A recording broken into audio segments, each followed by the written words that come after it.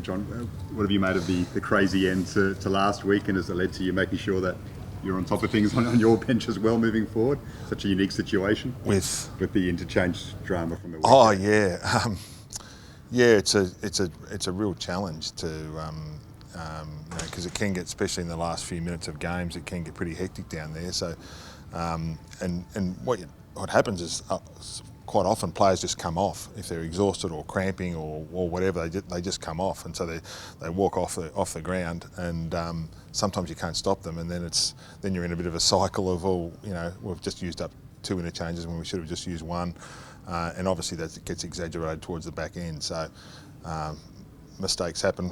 I've been part of games when we've had an extra number on the field, and so mistakes happen. It's unfortunate when they do happen, particularly when it's a costly one. In terms of personnel this week, who might you get back? Tom McCartan, Tom Hickey, or what are their situations? No, Tommy McCartan won't play. Hick, we'll see how he goes today with a training session and see whether he ticks everything off today. So he'd be the only one at this stage. How concerning is Tom McCartan's situation now? It's something that's seeming to linger? Yeah, it's going for a bit longer than what we'd hoped, but it is what it is. You can't do anything about it. You just got to let the symptoms resolve completely. He's doing a bit of exercise. Hopefully he's able to ramp that up through the bye period, and then we'll see what happens post-bye. But it's just something that's, if you look at the stats over the last few years, obviously concussion issues are really rising throughout the competition. Players are missing from every club, and we have to be mindful that that's just a trend across the competition at the moment. And unfortunately, it's happened to a couple of our really key players. So with that in mind, how tough is it against Kerno and Mackay again without your key defenders? Yeah, obviously without Paddy and Tommy, and if Rampy doesn't play, there's 3 of our starting 6 from last year, but we've been without that for quite a large part of this year, without our 3 key position players starting back 6 from last year. So we've just got to keep making do, and we think that Francis has actually come in and done a pretty reasonable job.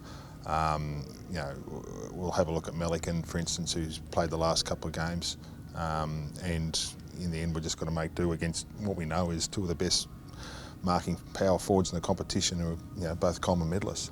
It was a sort of tight and chaotic finish at the end, but do you feel that win sort of broke down a wall or something like that you kind of can now sort of kickstart a run? Well, we certainly hope so. We felt there's things come out of the game that we thought we did well, and there's a couple of things we can still improve on. We still feel like we're building to get better. Put the personnel side to one side, and we need to keep pressing forward. It's always good to get over the line. Whether it was against the Giants or Port Adelaide, we did a lot right in those games. But that feeling you have when the siren goes, you just didn't get that adrenaline rush, I guess, that the players got last week. So certainly some reinforcement for that, and but also knowing that we've still got a bit to improve upon. Lance Franklin copped a bit of heat leading into that game, but he responded really well. You're just impressed with the resilience that he's shown time and time again. Yeah, I mean, as I said, he was really crook the week before. Sometimes there's reasons and behind it, but for what he did last week, he was fantastic. He was probably the best forward on the ground. He was aggressive. He launched the ball, took 4 or 5 contested marks all around the ground. His last quarter, he just lifted and played the whole quarter, went up the ground, charged around, wanted to win. All the hallmarks of a champion centre forward that he's been. So, he bounced back as we knew he would. Just with Pete Laddams, how's he going? Yeah, he's all right. Unfortunately, he's still on crutches and in a moon boot, so he's going to be a number of weeks. Just happening to our tools, so so unfortunately we've lost another one. There's something amongst the boys over 2 metres here, or thereabouts. They're all walking around looking for broken mirrors and ladders and flat cats. Yeah, we've sort of got a few. I mean, it was him and Logan and that. They're still walking around moon boots and crutches and things like that. But sometimes you just go through those runs and you learn some things through that period about yourself, about your team. It's not always onwards and upwards, but you're still learning, and that's what we've got the opportunity to do. Is McAndrew played last week, he'll play again this week, and he played on Goldstein last week, he's the best tap rucker in the history of the game. I think he's got the most hit outs to advantage, I think, in the history of the game. So he learned a fair bit last week, and that's what we take out of these games, is they keep on learning. It'll actually be his birthday on game day. Is that right? 23. Is that right? Not mistaken, look that up. Okay, well there you go, you've done your research. Fair old trial by 5 for him in the second game. Yeah, it is. I mean, Pitney's a good player, experienced, big body player, so he's going to keep learning, and our young midfield will keep learning as well, and hopefully getting better as well. In terms of just, we saw Damien step away yesterday. You're now the longest serving coach in the AFL. Chris Scott as well. Yeah, Chris Scott. I think you've just got him, maybe. Yeah, he started the same time, I think. Yeah, I think it was a couple of days in it. But... Oh, a couple of days. let's not argue over the Tic Tacs, but same year. Take the wins while you got them. But just in terms of, I mean, he mentioned a couple of things. So the first was burnout, and just we've seen with him, and obviously Alistair stepped away for different reasons, but just mental health as well. But just how this job is so pressure packed. Yeah, you've got to acknowledge that it's not the only job in the country that's got pressure. There's plenty of jobs that have got pressure.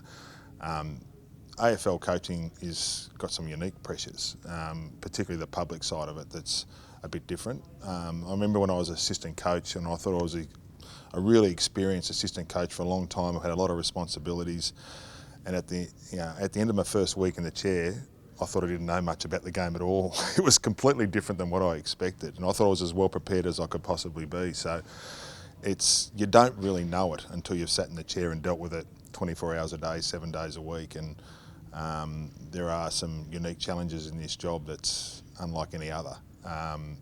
And there's some that you also have to acknowledge that goes with the role. So if you're not prepared to do it, don't do it. But we have had I think we're $2.5 million short of our soft cap where it was pre-COVID, and I guarantee the workloads haven't lessened. The playing list sizes haven't shrunk; they're still the same, and the player demands are growing, and the expectations of senior coaches to be not only the leader of their football team, but to in some ways lead the community on a number of issues and be forefront of a number of different things is only growing as well, and. It's one of those jobs that you can acknowledge when Damien says he's one of the most successful of all time. You go, tip your hat to him. He's done a great job, and a great job with Richmond Footy Club. He nearly got the boot. He stuck at it, won 3 flags, really turned that footy club into a powerhouse. Hopefully he's able to retire, and if he's not, maybe something's wrong. Do you think the AFL should look at what the flow-on effects of the soft cap reductions been? We've asked them to. And have you heard anything back? No. No. In terms of the other interesting thing I thought Damien mentioned was that his message to the players, I think he used an analogy about sausages. He tried to cook at 1,000 players and he couldn't figure out 1,001. And he thought the players would benefit from a new voice. As you get longer and longer into your tenure, how difficult is it to keep reinventing that message to keep the side going up? Yeah, I think every coach in particular, every year every coach goes into assessment mode, and you deeply reflect, and then you go, okay, what do I need to do? Whether that's change your assistants, change your program, change the messaging, keep the fundamentals the same, understand that that's a big part of the job. You've got to keep on reassessing how to get the most out of your playing group. I think every coach does that, and obviously the longer you coach, the more you do that. And so that's only natural. I think that any coach that's been in it for a long period of time does that. And I'm really fortunate at this footy club. I've got some great assistants that can help out with that, very experienced types that help. And you lean so heavily on your assistant coaches and staff, and that's the other thing about footy department soft caps is those guys do an amazing job. Often they're pseudo parents to a lot of the kids that come from interstate. They not only look after the football side, they look after their welfare side and psychological side, and look after our players deeply. And those guys do a great job as well, and I think they should be rewarded for it. Have you got much support amongst your other senior coaches about the soft cap issue? Yeah, there's general support right across the board, but that doesn't mean much. I don't want to put you in it, but why is it a sensitive issue to talk about? Why, in terms of you seem to be stopping yourself? Nothing changes, so I'll look after the things I can control. So we've tried. We'll get on with the coaching of the footy team. So.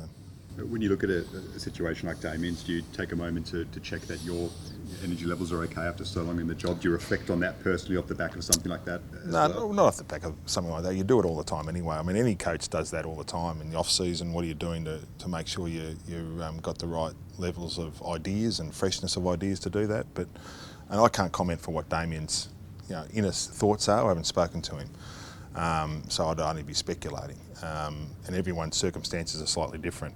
There's personal circumstances, family circumstances that go into that. So I think I've got to be mindful that you're not putting everyone in the same basket. But I think there's just an understanding from face value that